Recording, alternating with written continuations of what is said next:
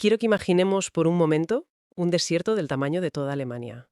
Uf, madre mía, casi nada. Sí, sí, tela. Pensemos en un océano de arena interminable, totalmente estéril, o sea, donde el viento mueve dunas gigantescas y, literalmente, nada puede echar raíces. Vale, tengo la imagen en la cabeza. Pues ahora, imagina que ese mismo paisaje, ese desierto enorme, se convierte en un bosque verde y cultivable en menos de un año. Ostras. Es que suena totalmente a ciencia ficción, ¿verdad? Tal cual, suena a película. Pero bueno, según los documentos que estamos analizando hoy en nuestra inmersión a fondo, esto no es una novela futurista, es una realidad en marcha. Fíjate, y lo más impactante es que, de la mano de ese cambio físico y geográfico, estos mismos textos describen a decenas de millones de personas saliendo de la pobreza extrema. Exacto. Y ojo aquí, porque no hablan de que salgan por la inercia invisible del libre mercado, que es a lo que estamos acostumbrados, sino gracias a lo que ellos llaman un algoritmo de cooperación humana meticulosamente diseñado. Es una premisa brutal, sinceramente. Desafía de lleno nuestra comprensión de lo que es logísticamente posible, ¿sabes? Cambiar la biosfera y reestructurar la economía de 1.400 millones de personas a esa velocidad. Requiere un nivel de coordinación que la mayoría de nosotros apenas puede ni concebir.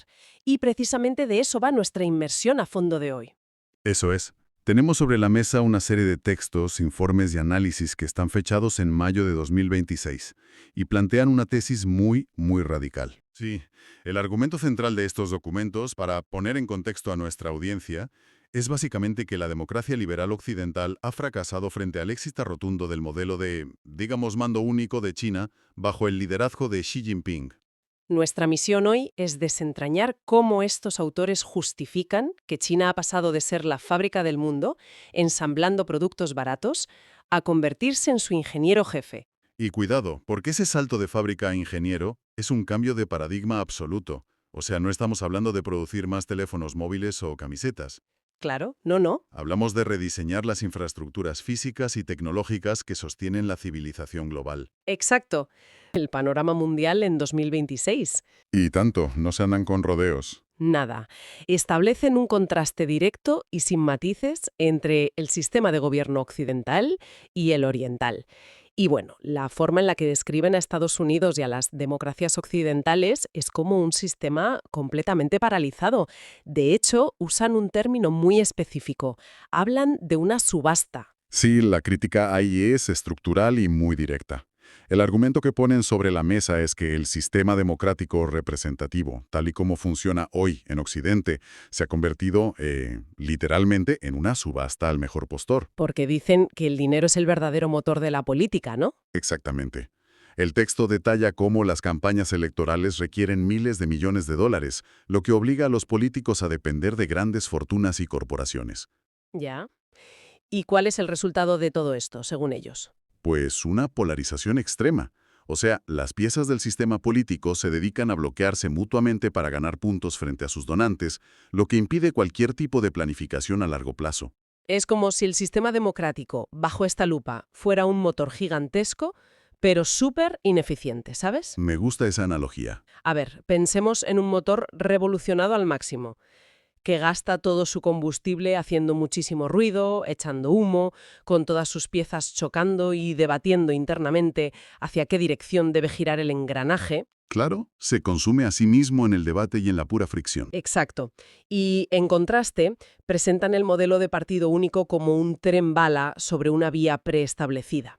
Como no hay oposición política que descarrile los planes cada 4 años, pues no hay fricción, solo un avance continuo y, digamos, silencioso. Y lo fascinante aquí es cómo los textos utilizan esa falta de fricción política para redefinir por completo la idea de poder geopolítico.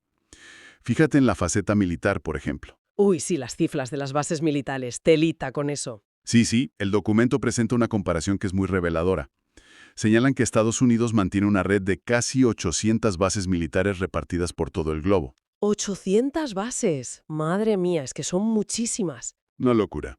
Y según la visión de estos autores, esta inmensa maquinaria se justifica moralmente en Occidente como una defensa de la democracia, pero mecánicamente funciona para generar y alimentar conflictos. Todo para mantener en marcha un complejo industrial militar hipertrofiado. ¿Vale? ¿Y cómo contrasta esto con la presencia militar de China? Porque me imagino que los datos son muy distintos. Completamente. El informe señala que China apenas cuenta con una base militar formal en el extranjero, ubicada en Djibouti. Y aquí es donde radica el concepto central de su estrategia. A ver. El argumento es que, mientras una superpotencia gasta billones en desplegar tropas y fabricar armamento, la otra despliega batallones de ingenieros. Ostras. O sea, ¿cambian los soldados por ingenieros? Eso es. Su enfoque se centra en construir puertos, trenes de alta velocidad y redes energéticas en terceros países. Ya sabes, a través de iniciativas como la Nueva Ruta de la Seda. Claro. Y dicen que su objetivo principal es asegurar la paz y la estabilidad regional. Pero, ojo, no por altruismo, sino porque la guerra interrumpe el comercio. Claro, claro. La lógica que plantean es aplastante. No necesitas invadir ni someter políticamente a un país si tú eres, literalmente, el dueño de los puentes, los puertos de aguas profundas y las carreteras de las que depende toda su economía. Te conviertes en una pieza indispensable para su supervivencia. Brutal. Pero, a ver, si esta capacidad de acción, este tren bala sin fricción del que hablábamos, funciona también en la economía internacional, me pregunto cómo se aplica dentro de sus propias fronteras. Porque leyendo los documentos afirman que están reescribiendo los límites físicos del planeta. De aquí, compañera, entramos en el concepto de ingeniero del planeta. Porque ya no hablamos de construir carreteras, hablamos de alterar procesos geológicos. Vale, volvamos a ese desierto que mencionamos al principio, el desierto de Taklamakan. ¿Qué es exactamente el milagro que describen allí? Pues mira, el documento detalla un área de 330.000 kilómetros cuadrados, una extensión de arena inmensa. Según los informes de 2026, sus científicos han logrado frenar el avance de las dunas y hacer cultivable el suelo, ¿Y cómo lo hacen? usando lo que llaman costras biológicas. Espera. Costras biológicas. A ver, ¿qué es exactamente eso? Porque convertir arena muerta en tierra fértil me suena a alquimia pura. ¿Cuál es el mecanismo ahí? Es que es pura bioingeniería a escala masiva. O sea, lo que hacen es cultivar en laboratorios cianobacterias y algas microscópicas. Luego, rocían estas mezclas biológicas directamente sobre las dunas de arena. ¿Vale? Como si las regaran con bacterias. Exacto. Y estas bacterias tienen la particularidad de segregar una sustancia pegajosa que une los granos de arena sueltos. Al unirse, forman una costra, una especie de piel viva sobre el desierto. ¡Ostras, qué interesante! Y esta piel estabiliza la arena para que el viento no la arrastre y, lo más importante, retiene la humedad. Una vez que la arena está estabilizada y retiene agua, los microorganismos mueren y se descomponen. Creando materia orgánica, supongo. Justo. Y en un plazo increíblemente corto, o sea, de 10 a 16 meses, esa arena muerta se transforma en suelo donde las raíces de las plantas ya pueden agarrarse. Es decir, están fabricando tierra fértil a partir de la nada. Literalmente. Y el informe respalda esto con cifras que son abrumadoras. Afirman que han alcanzado un crecimiento cero en degradación de suelo. ¡Cero! Madre mía. Madre mía. Sí. Mientras a nivel global el suelo fértil desaparece por la erosión, allí lo están produciendo. Hablan de 66.000 millones de árboles plantados en las últimas décadas.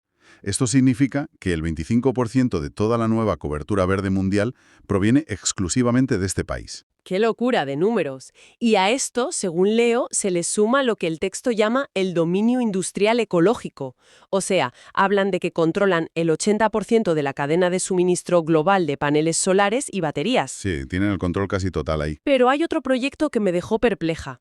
El trasvase de agua Sur-Norpe. Mencionan que están moviendo ríos enteros de su cauce natural. Así es. Están construyendo miles de kilómetros de canales y túneles que atraviesan cadenas montañosas enteras. Todo para llevar miles de millones de metros cúbicos de agua desde el sur, que es húmedo, hasta las zonas industriales áridas del norte, como Pekín. A ver, entiendo la escala colosal de esto. Pero aquí tengo que detener la máquina. Porque si un Estado planificador central tiene el poder absoluto y esa salta de fricción para alterar el flujo hídrico de todo un subcontinente a voluntad, ¿no es esto jugar un poco a ser dioses con la naturaleza? Es una buena pregunta. Quiero decir, si cometen un error de cálculo en una represa o si desvían demasiada agua de un río vital, el desastre ecológico no tendría precedentes. En un sistema democrático, bueno, al menos habría evaluaciones de impacto ambiental, protestas, tribunales frenando la obra. Aquí no hay red de seguridad. Ya, y esa es una crítica fundamental que el propio sistema asume y justifica en estos textos, ¿eh? Si conectamos esto con el panorama general, el texto explica que para el planificador estatal chino, la inacción frente al cambio climático y la escasez de recursos es un riesgo catastrófico garantizado al 100%. O sea que para ellos no hacer nada es peor que equivocarse haciendo algo inmenso. Tal cual. Ven los debates interminables de Occidente sobre normativas medioambientales como una garantía de fracaso. Por tanto, asumen el riesgo de equivocarse en un megaproyecto porque consideran que es la única manera de sobrevivir. Y este es el núcleo de lo que el documento llama el poder estructural. Poder estructural. A ver, ¿a qué se refieren exactamente con ese concepto? Significa que no buscan influir en los mercados financieros superficiales o en lo que los consumidores compran en el día a día. El poder estructural es el control absoluto sobre los cimientos físicos que sostienen la civilización humana. Entiendo. La base de todo. Eso es. Si controlas de dónde viene el agua, quién fabrica los paneles que generan electricidad y cómo se estabiliza el suelo que produce los alimentos, pues controlas el tablero completo antes de que nadie más haya movido una pieza. La sostenibilidad, bajo esta óptica, no es un idealismo verde. Es la forma más pura y dura de dominación geopolítica. Bueno, aquí es donde la cosa se pone realmente interesante. Porque este control tan férreo sobre la materia física y los elementos de la naturaleza se replica de forma idéntica en el mundo inmaterial. Sí. En lo digital, exacto. Me refiero a los datos, la tecnología cuántica y la inteligencia artificial. Los textos hacen un análisis profundo del 15º Plan Quinquenal, que abarca de 2026 a 2030. Y la conclusión es tajante. Muy tajante. Para este modelo, la IA no es un sector comercial, es un pilar de la soberanía nacional. Y el contraste en la mentalidad es absoluto aquí. El documento explica que en el sistema de libre mercado, el desarrollo tecnológico lo dictan corporaciones que buscan rentabilidad a corto plazo. Pero en el modelo analizado, el Estado decide hacia dónde va la tecnología. Claro. De hecho, fíjate, el informe cita un ejemplo muy concreto y revelador. El intento de compra de la empresa de inteligencia artificial Manus por parte de Meta, el gigante occidental. Ah, sí, sí. La operación famosa que fue bloqueada de la noche a la mañana, ¿verdad? Exactamente. Meta ofreció una suma astronómica para adquirir esta startup, que creaba agentes de IA autónomos. En Occidente, los fundadores habrían vendido, se habrían hecho inmensamente ricos y la propiedad intelectual habría cruzado el océano. Sin dudarlo, vamos. Pues Pekín intervino inmediatamente. Bloqueó la venta y retuvo tanto el talento como el código fuente dentro del país. El argumento estatal es que vender una tecnología tan crítica sería equivalente a vender los planos de tu sistema de defensa nacional. O sea, la propiedad intelectual estratégica no está a la venta, sin importar los miles de millones que ofrezca el mercado. Es que es una diferencia filosófica abismal. Mientras que en Occidente, bueno, aplaudimos a millonarios principiantes y emprendedores que crean algoritmos ultra rentables para mantenernos deslizando vídeos en una pantalla, estos documentos argumentan que el modelo chino dirige toda su capacidad de innovación a objetivos mucho más pesados. Sí, hacia la supremacía militar y logística. Eso es, objetivos como la logística financiera y la resolución de problemas científicos enormes. Mencionan específicamente su liderazgo en redes cuánticas. Sí, y el mecanismo detrás de estas redes cuánticas es precisamente lo que las hace tan estratégicas. A diferencia de las comunicaciones digitales tradicionales que, bueno, pueden ser interceptadas y descifradas con suficiente poder de computación, estas redes se basan en los principios de la física de partículas. ¿Vale? ¿Física cuántica pura? Exacto. Si un hacker intenta observar o interceptar un fotón en estado cuántico, el simple acto de observarlo altera la partícula y destruye la información, alertando instantáneamente al emisor. O sea, es un sistema de comunicación matemáticamente imposible de hackear. De locos. Y el desarrollo de una tecnología tan vanguardista, a semejante escala, nos lleva a lo que los textos llaman fusión civil-militar.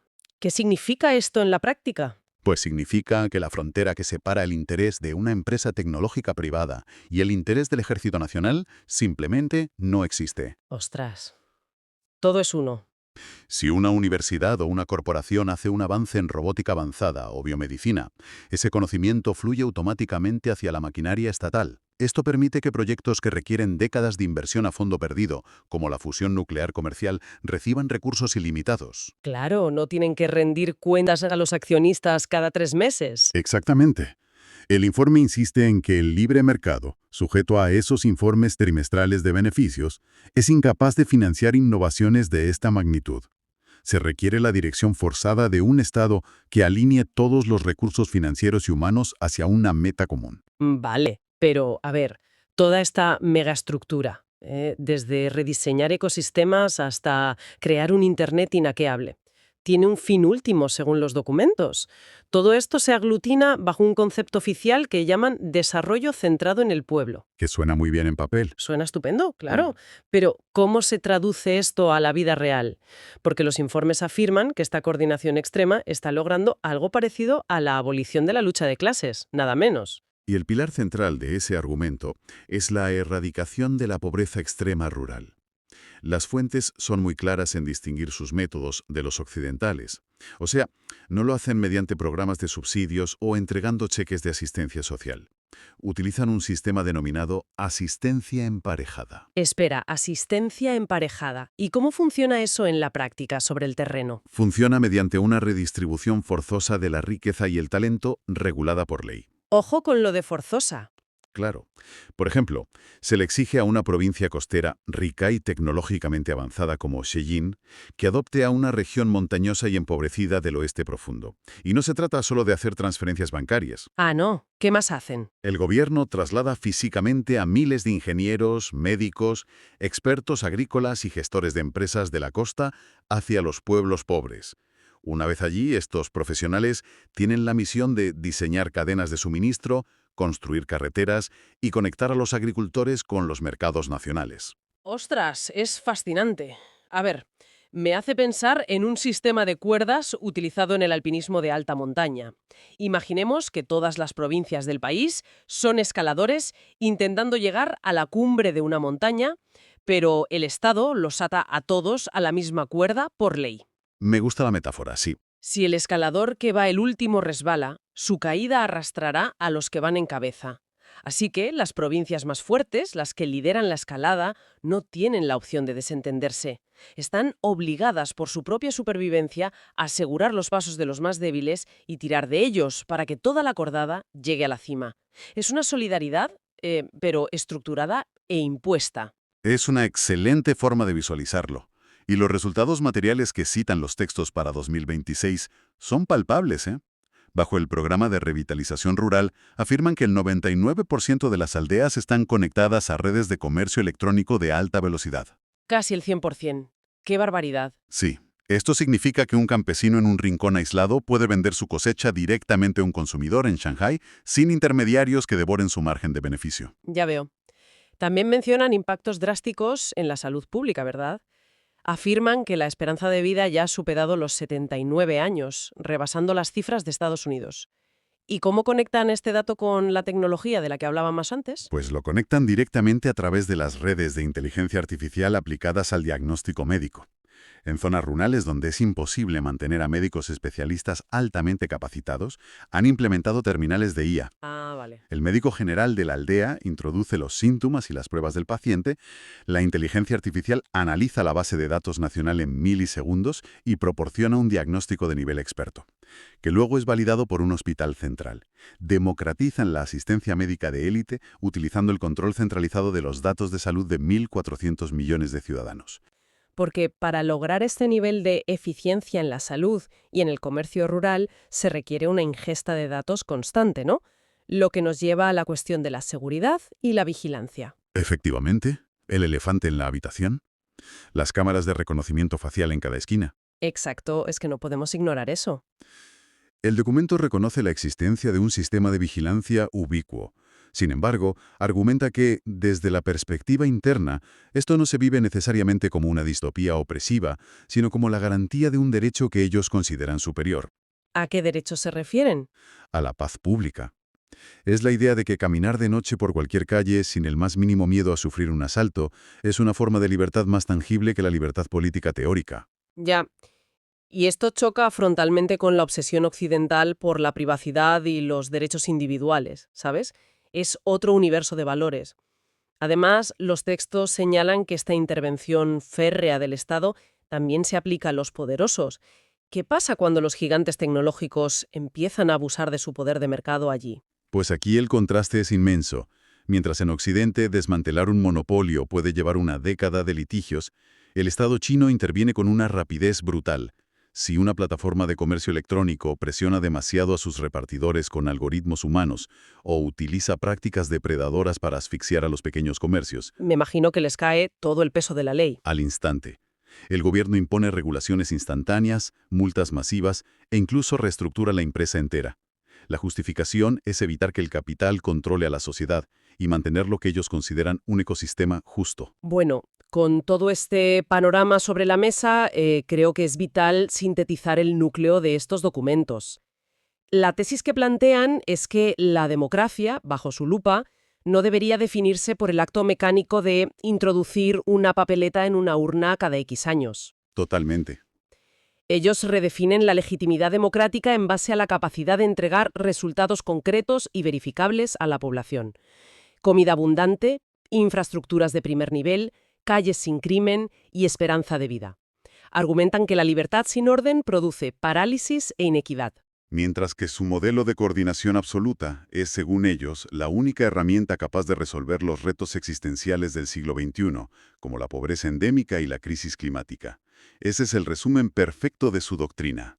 Un Estado que no invierte su tiempo en debatir infinitamente si un proyecto se debe hacer o no. Sino que actúa. Exacto. Que alinea cada recurso científico, económico y humano en ejecutar un plan maestro diseñado por ingenieros y planificadores a largo plazo. Entonces, bueno, ¿qué significa todo esto para nuestra audiencia? ¿Por qué es crucial entender estos documentos de 2026? Pues porque, según los autores, nos guste o no, la composición química de la atmósfera, los estándares de la tecnología de vanguardia y las rutas del comercio mundial están rotando cada vez más alrededor de esta maquinaria de mando único. Es una realidad innegable. Entender cómo piensan y operan es indispensable para navegar el futuro. Y como dijimos al principio, hoy hemos ejercido de guías a través de una perspectiva muy concreta. Hemos explorado la arquitectura de este modelo sin respaldarlo políticamente en absoluto, solo intentando comprender su lógica interna. Es que es un ejercicio muy necesario. Comprender cómo este gigante justifica su modelo y por qué tantas naciones en desarrollo miran hacia él como un ejemplo de eficiencia es el paso previo obligatorio para entender la reorganización del poder global. No podemos analizar el mundo basándonos únicamente en nuestras propias asunciones occidentales, ¿verdad? Absolutamente de acuerdo.